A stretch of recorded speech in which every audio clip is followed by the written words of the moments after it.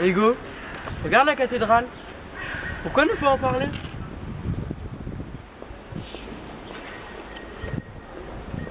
Mais pourquoi pas? Allons-y. C'est parti.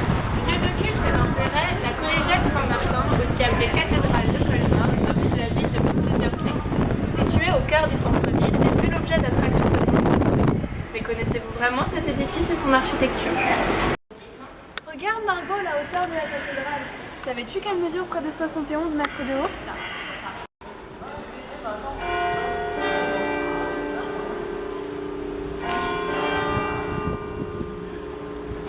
En effet, Martha, construite de 1235 à 1365, la collégiale Saint-Martin est une œuvre majeure de l'architecture gothique en Alsace et l'une des plus hautes églises du Haut-Rhin. Elle n'a eu le statut de cathédrale que durant la Révolution en 1729, mais il s'agit en fait d'une collégiale consacrée à Saint-Martin. En effet, avant l'an 1000, il existait à Colmar une église de style carolingien, relevant de l'abbaye de Münster, l'un des plus influents monastères d'Alsace. Elle fut ensuite, vers 1234, transformée par le pape Grégoire IX en chapitre collégial. Donc c'est un collège de clercs appelé chanoines, attaché soit à une cathédrale ou soit à une collégiale.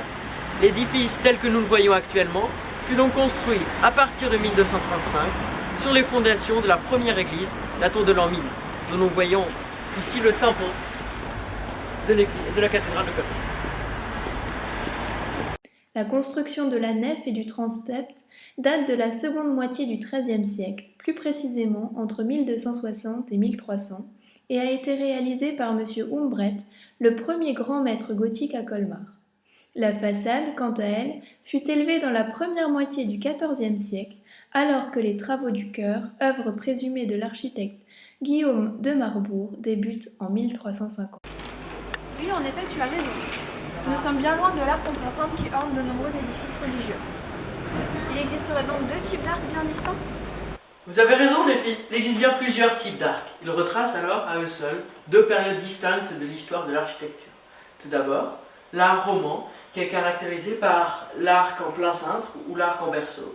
Puis, dans un second temps, l'art gothique qui se caractérise par l'arc brisé, qui est ici. En effet, Maxime, l'art roman apparaît au début du XIe siècle. Mais Maxime, construire de tels arcs aussi hauts ne dut pas être facile avec les moyens rudimentaires de l'époque. Comment les architectes ont donc réussi à construire ces voûtes qui tiennent encore aujourd'hui?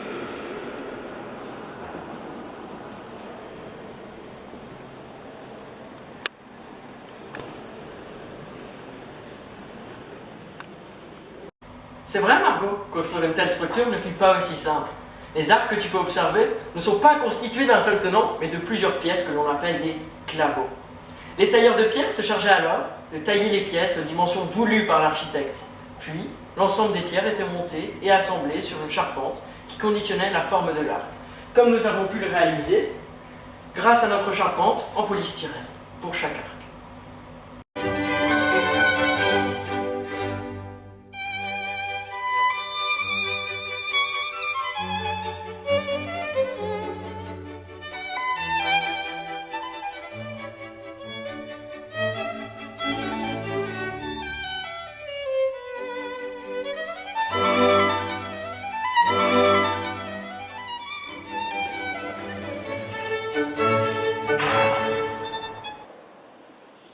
Mais pourquoi passer d'une voûte en plein cintre à des arcs brisés?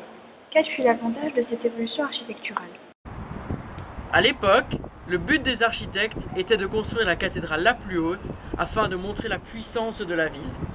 Par ailleurs, la lumière joue elle aussi un rôle très important car elle sublime le sanctuaire et représente une émanation sacrée.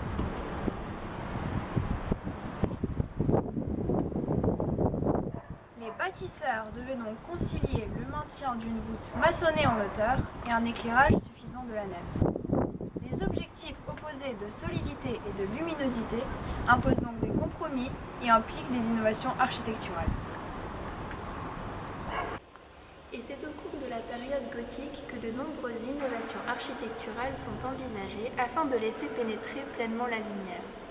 En effet, les architectes mettent en place l'arc brisé, un des éléments fondateurs de l'art gothique qui apporte une solution aux problèmes de force que connaissait l'art roman.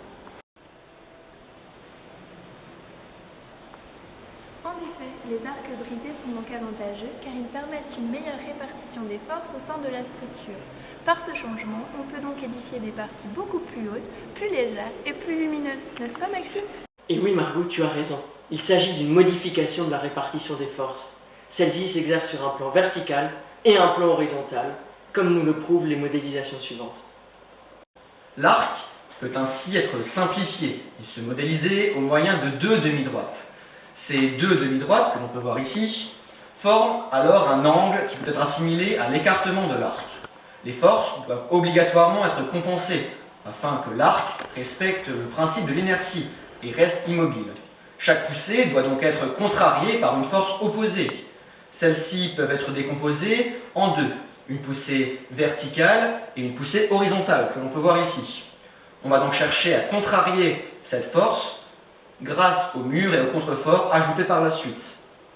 C'est donc ces dernières, et non la poussée oblique principale, qu'il faudra essayer de contrarier, afin d'éviter que la voûte ne s'effondre. La poussée horizontale pourrait être contrariée par les murs, de part et d'autre de l'arc. Ainsi, plus la voûte est imposante, plus les murs devront être épais. La poussée verticale sera donc contrariée par le sol, les piliers, mais aussi par la partie basse du mur. Lorsque l'angle est égal à 90 degrés, presque, on peut remarquer que la norme des projections orthogonales, horizontales et verticales sont identiques, ce qui sera prouvé par le calcul par la suite. Puis, en diminuant la valeur d'écartement de l'angle, comme dans une croisée d'ogive, on remarque que le projeté horizontal est beaucoup plus faible que le vertical. Ceci permet donc une meilleure répartition des forces, car la poussée verticale sera plus facilement contrariée par le sol et des piliers.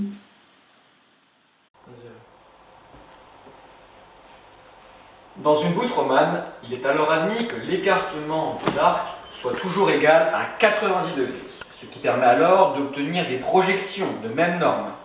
Par ailleurs, nous pouvons également remarquer que l'arc brisé a un écartement beaucoup plus faible, ce qui diminue ainsi les poussées engendrées par l'arc. Ici, on peut voir une croisée d'ogives, élément caractéristique de l'arc gothique. C'est en quelque sorte deux arbres brisés, imbriqués l'un dans l'autre et permettant de répartir la poussée sur 4 points d'appui ou plus, les piliers. La voûte étant conduite par ces arcs est absorbée par 4 points. L'ensemble du poids est reporté depuis le centre de la voûte. Le mur n'est donc plus un support, mais un élément de remplissage, au travers duquel les architectes percent de nombreuses fenêtres, telles que celle-ci. Ainsi, les voûtes sur croisées d'ogives permettent d'ouvrir dans les parois des fenêtres de plus en plus grandes. En même temps, à l'extérieur des églises, les arcs-boutants assurent la stabilité de l'édifice. Et oui Hugo, ces derniers contrebutent la poussée latérale des voûtes et l'acheminent vers les contreforts. Les murs extérieurs, qui ne supportent plus la majeure partie de la charge, peuvent alors être percés et de grandes baies ouvragées seront créées.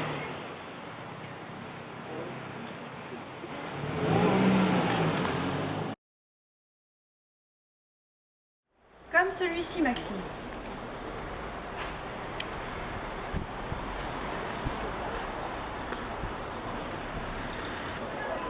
Exactement, Martha.